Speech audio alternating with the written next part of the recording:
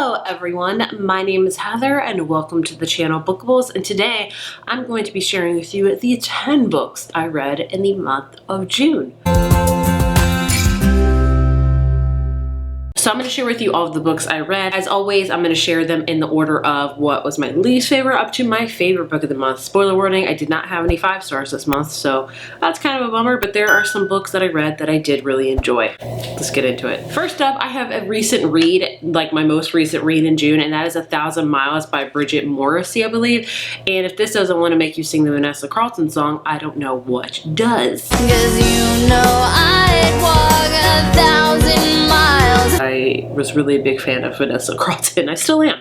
Anyway, this is a new romance release, and it's a road trip, second chance romance book, which all things sound right up my alley. This is about characters Ben and Dee, who were high school best friends. They went on this road trip 10 years ago. Something happened on this road trip. They haven't talked since. And then basically Ben knocks on Dee's door. He's like, hey, a promise is a promise. We said we were going to take this road trip 10 years later, so let's do it. She's like, we haven't spoken in 10 years, but they do. It's like from Chicago to Colorado, I believe. And it's basically about their road trip, about their feelings and things like that.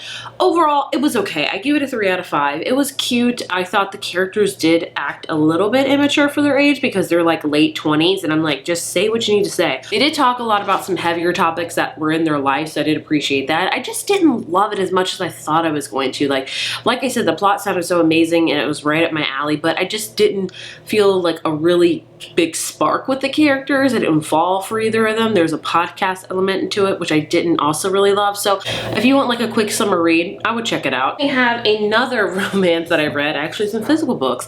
Bet on It by Jody Slaughter. This one is about 2 characters named Aja and Walker, and it takes place in the small southern town of Greenbelt, South Carolina. And basically Aja meets Walker when she's having a panic attack in the middle of Piggly Wiggly, which is not fortunate. And then she runs into him again when she's at her weekly bingo, because she loves doing that. And she has like this older best friend, and what do you know? Her older best friend's grandson is none other than Walker. So they meet. He's back in Greenbelt. He did grow up here, but he had a very tumultuous time growing up there, so he hates pretty much everyone there. And they become friends, and they start to go to bingo together, and they make this is gonna sound so crazy. They make like this pact: if any of them wins bingo, they will get together, if you know what I mean, which is just very odd, but I mean, whatever works, you know? And so that's kind of the whole book. This book did talk a lot about mental health issues, which I did really appreciate. Aja really struggles from panic attacks, from anxiety. Walker really struggles from PTSD, and so they were very honest and open about their struggles with that, so I did appreciate for that matter. But again, like the last book, I didn't really feel the spark between the main characters. It just wasn't there for me, so that's why I gave it a 3 out of 5. I don't know if I'm getting more harsher with my romance ratings these days, but I don't know. I just wanted to love it more, but sadly I didn't. Much like our next 3-star book, Lease on Love by Fallon Ballard. I read this one physically, which is why it's beat up, because my daughter beat it up to shreds. It's not shredded, but you know what I mean.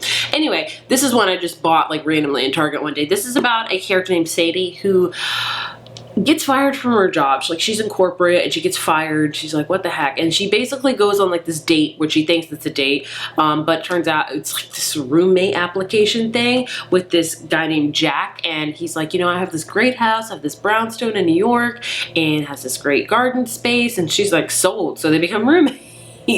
And Sadie opens up her own business, a floral business, because she really wants to have her own floral shop. So basically the whole book is about them becoming friends. Jack is still grieving from the death of his parents many years ago, and Sadie's just trying to find her footing. Overall, like I said, I gave this a 3 stars. Again, I did appreciate it because they both talked openly about their mental health struggles, which is always an amazing thing. But I think the main qualm I had about this book was the character Sadie herself. She was very brash and she was nice. She was very caring towards her friends, especially, and everything, but she was just so brash, and I don't really feel like I'm brash, so I couldn't connect with that. Also, like, this is gonna make me sound so prudish. I swear I'm not. They just like cursed every single like sentence, and I'm like, oh my gosh, like really? But I mean, I don't know. I just don't do that a lot. kids maybe. I don't know. I just don't connect with that as much. So this rating could be totally just me on my personal preference with that. So I don't know. But Sadie was great. I really liked watching her open up her own business. Her friendships were great. Also, the way her and Jack handled their relationship, they both knew they had feelings for each other, but he was like, look, I am just not ready for this yet, and I want to be ready for you. And she respected his boundaries. So I'd really appreciate that they decided to be friends first and just wait till they were ready for it. So I did appreciate that. So I gave it a 3. Again, all of these that I've talked about, I would recommend. A 3-star for me is never bad. I hope everyone knows that. 3-star for me means it's right smack dab in the middle. I didn't love it. I didn't hate it. It was just right there in the middle of the road, if you will. Like my next book, My Killer Vacation by Tessa Bailey. This is Tessa Bailey's newest book. If you don't know, Tessa Bailey is a very popular romance author. I've read a lot of her books. Forgive me if I don't know the character's names because I read it on ebook. Piper. No, it's not Piper. I don't know what the character's name, but we follow a girl that is a like 2nd grade teacher, kindergarten teacher maybe, and she goes on vacation with her brother to, I want to say like Cape Cod-esque house, and she gets an Airbnb, so they go there. It's this beautiful place, and she notices peepholes in the bathroom. Hell no, to the no, no, no. Big no-no.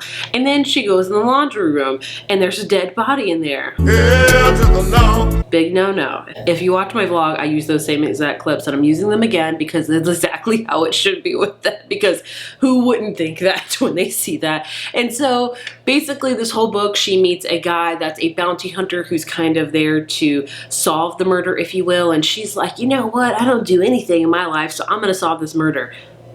I don't know, but it's all about them, you know.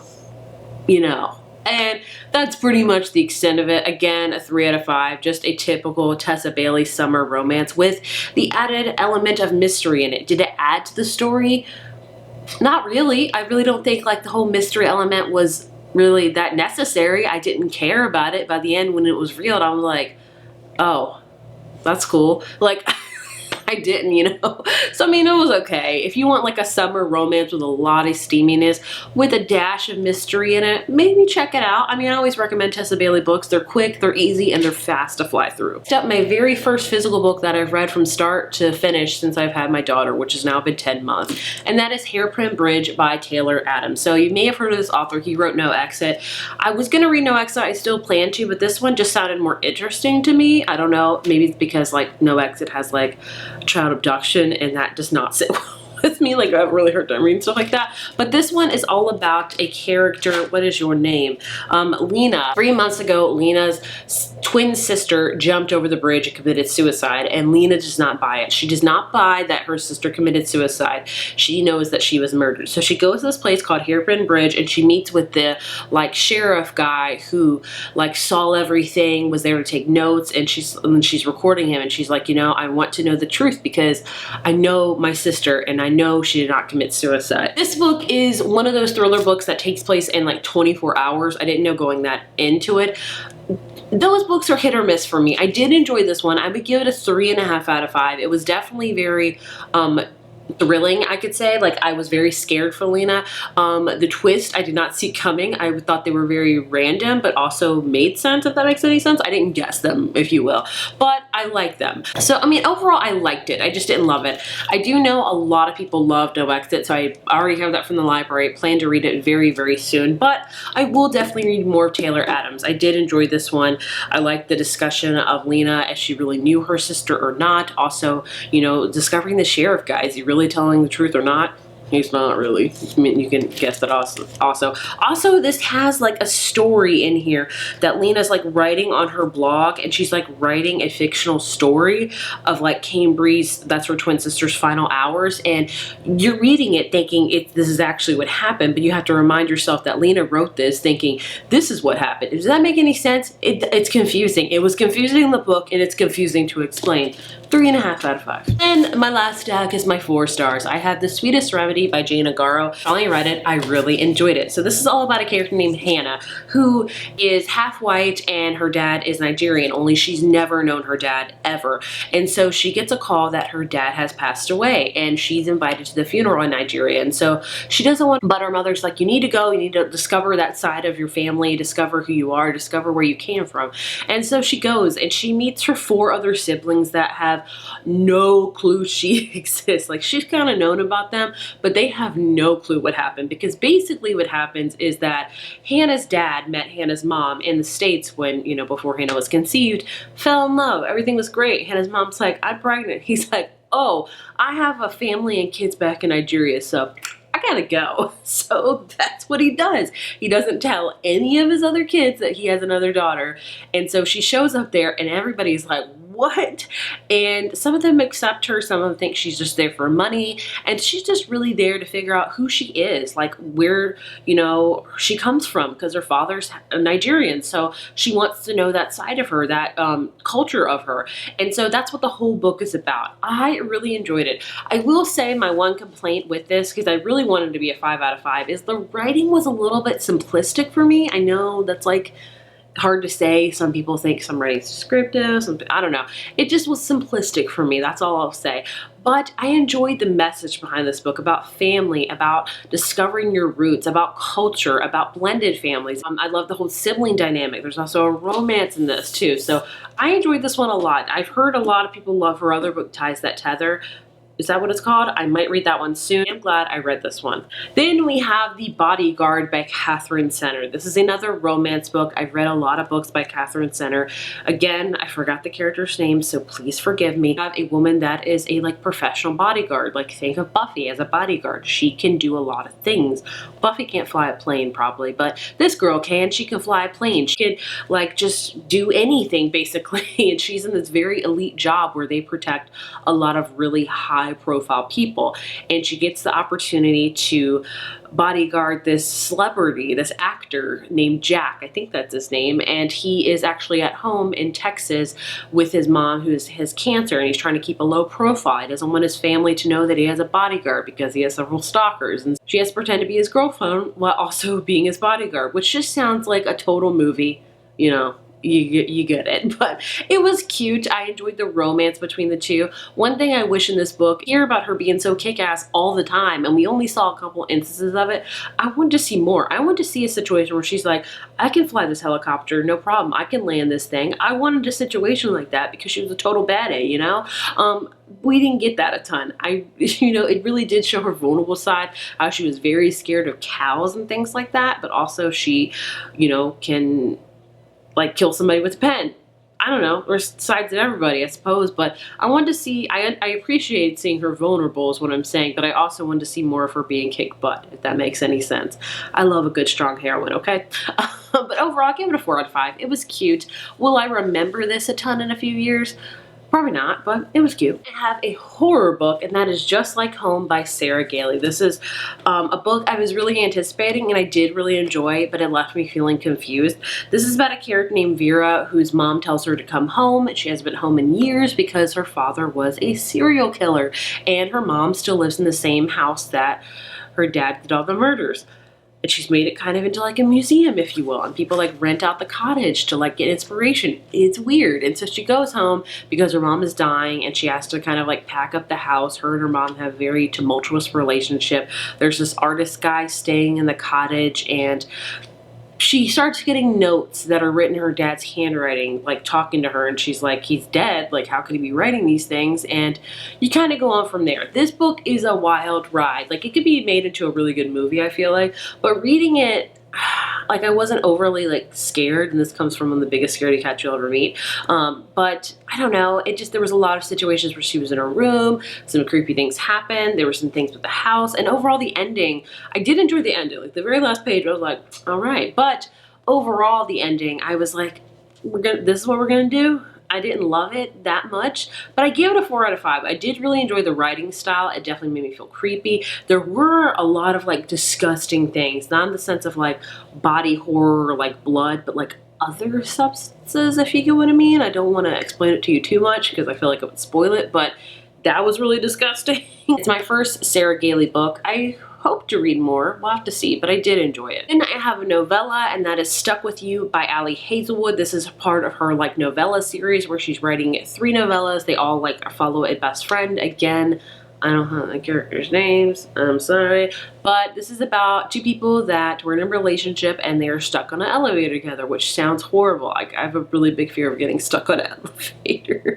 And they hash out the relationship. It goes back in time to when they first met, how they came to be, and how kind of he sabotaged her job and things like that, and how, you know, going from there. I mean, I can't tell you much because it's only like 100 pages, so there's not much to tell you, but I really enjoyed it. I've enjoyed every single novella she's put out in this series. I know the 3rd one's coming out.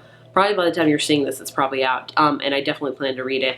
But I enjoy it. If you just want a quick, steamy novella, this is one definitely a second chance romance. I would highly recommend checking this one out. My last book that I read is probably my favorite, I guess you could say, is The Royals Next Door by Karina Halle. Is that right? Again, this is another random Target purchase, and I really enjoyed it. This is about a character named Piper, who is a 2nd grade teacher. This is the 2nd book I read this month about a teacher of young children, and she lives in this small town in British Columbia, like an island, if you will, and the royals move in next door. Like, kind of imagine Prince Harry and Meghan, I guess you could say. I would compare them to that, I guess.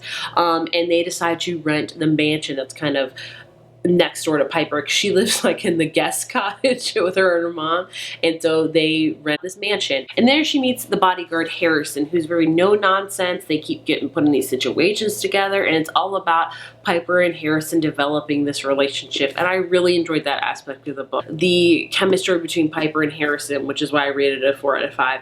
I thought it was very kind of hate to love at first, then they had feelings and he was trying to deny those feelings because of his job. It was a little bit steamy, but not that much. I enjoyed it. I thought it was really fun. It's a great summertime read because it takes place on an island, and she's constantly out like on her deck looking at the water. They'll go to the lake, things like that. So if you want a really cute summertime read with a little bit of like royalty, which I'm not the biggest fan of, I'm just not, I would recommend this book. I really liked it. 4 out of 5. There you have all of the 10 books I read in June. Overall, pretty good reading month for me. Not a ton of these really like stand out in my opinion. Like, I look at these books and I'm like, will any of these be on my end of the year video? And I'm like, I don't know, but you know what? We all have months like that. I enjoyed the books I read. There wasn't one in the stack that I was like, oh, I do not like this at all. So solid for me. I would love to know what you read this month. Please leave it down in the comments. I will get better at commenting back. I promise you that. And I will see you in my next video. Bye.